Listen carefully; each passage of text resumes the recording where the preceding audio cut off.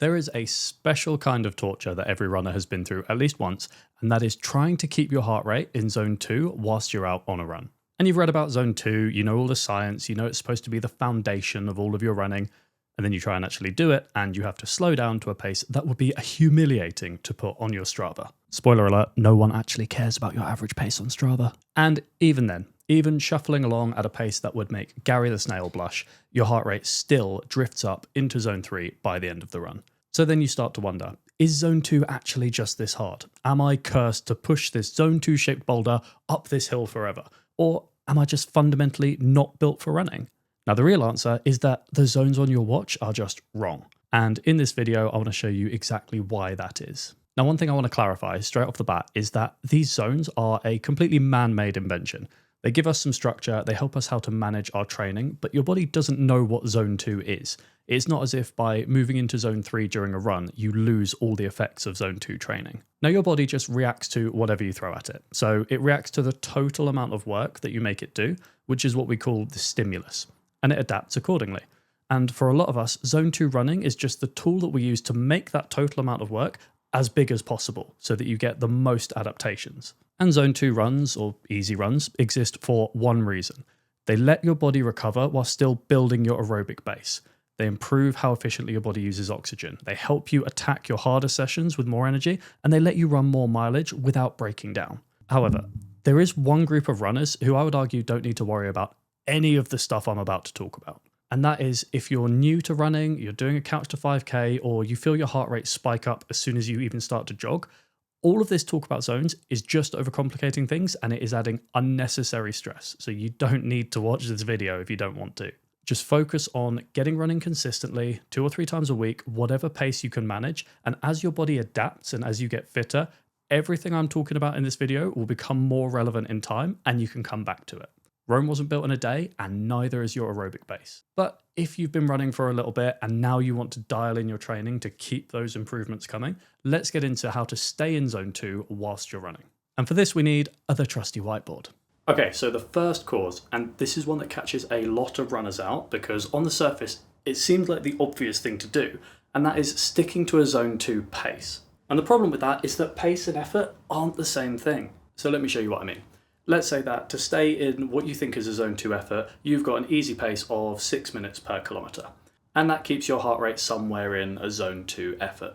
Now the effort that you need to maintain a 6-minute kilometre is always going to vary based on the conditions. So for example, that might be on a flat road, on a cool morning, on a surface that you're used to. Feels great, feels easy, heart rate comfortably, exactly where it should be.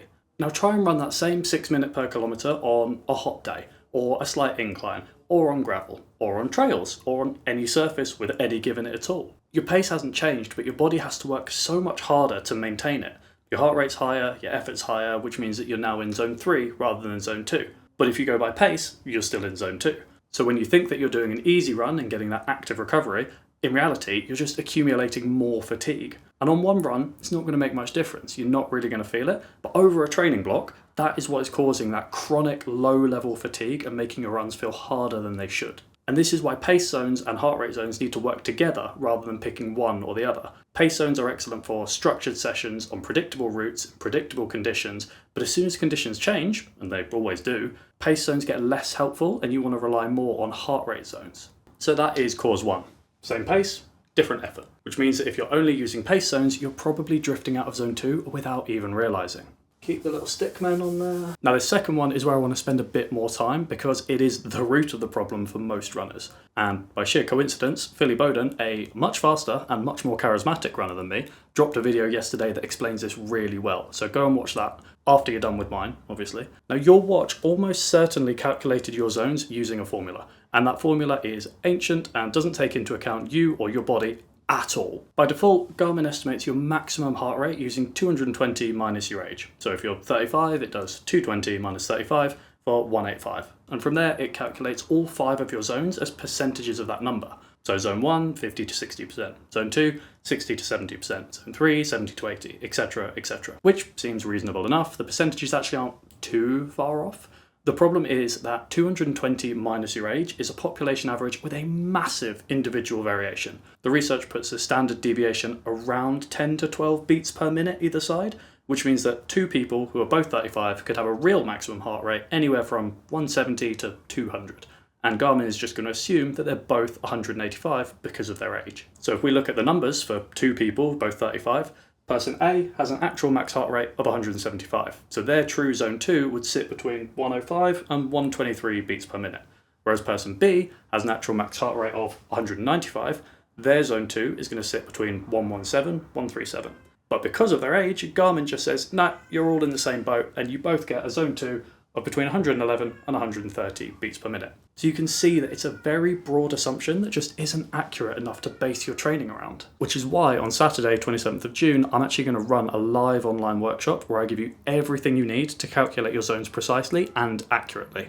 We're going to run through how to run a proper test to find your true threshold pace and heart rate, and I'm also going to give you all of my calculators to work out personalised pace and heart rate zones, make sure they're accurate, and a step-by-step guide on how to load them into your Garmin, as well as how to retest in the future whenever your fitness changes so that you can always have the right zones. Link to join is in the description, and because I want to keep it interactive and have a chat, like a Q&A session where we actually talk to each other about it, I'm going to limit the spots, because if there's way too many people, I'm not going to be able to answer everyone's questions and it's just not going to be as fun. So make sure you book on, reserve your spot, and if you're watching after the 27th of June, you'll still be able to get all of the full recordings and the tools, the calculators by clicking the link in the description. So now let's move on to the final reason why you can't stay in zone 2. Okay, so cause number 3, final one for this video. This is one that happens even if everything else is going right, even if your zones are accurate, you're accounting for all the conditions, and it's called cardiac drift. So stop me if you've heard this one before. You go out for an easy run, your heart rate is exactly where it should be, you're in zone 2, effort feels good, everything is going great. But then as time passes, you don't change the pace, the route stays flat, nothing really changes at all, your heart rate just gradually starts drifting upwards. Not because you're speeding up or pushing any harder than you were before, but because there's a few changes happening in your body. First, you are slowly losing fluids. As you sweat, your blood becomes slightly thicker, which means your heart has to beat more often to move the same amount of blood around your body. And 2, like me in this room right now, your core temperature is rising. I am sweating like a pig, and I really regret having a 4K camera right now. Daniel. I'm so sweaty. Literally dripping. It's horrible. I hate it. Welcome to the Live Sauna podcast, special edition. Why do we start a podcast in the summer? Why do we do this? But when you're running, your body is working harder to cool itself down, which is drawing resources away from your muscles and adding to the overall demand on your cardiovascular system. And 3, your primary running muscles are accumulating fatigue as you run. Now, as they tire, your body is going to recruit additional muscle fibers to maintain the same output. Think like football or any team sport, where you've got your A team and you've also got your substitutes bench. As the game goes on, you want to start bringing in the substitutes to keep things fresh, keep the same intensity up. It's the same with the muscle fibers. That's all your body is doing. But these additional muscle fibers don't get used as often, so they're not as efficient, which costs more energy and more oxygen. Now, to a certain extent, this is unavoidable. It is just your physiology. And that's annoying because it means that a run that started at 140 beats per minute might end up at 150, and you've drifted from zone 2 to zone 3 without actually changing anything. So the best way to tackle this is by focusing on your hydration and finding ways to not overheat during your run. Whether that is running at cooler times of the day, using a treadmill and air conditioning if you need to, and just wearing light, breathable running gear. Anything that helps regulate your temperature and stop you from overheating is going to keep your effort easier and make sure that you stay in zone 2. So that is 3 reasons why your easy runs might not be as easy as you think. Pace doesn't equal effort, your watch can't calculate training zones properly, and cardiac drift makes your heart rate gradually creep up. Now, we've literally just gone through the fix for cardiac drift, so I'm not going to pad out the video by repeating that one, but the fix for the first 2 is to work out your true thresholds and calculate accurate training zones.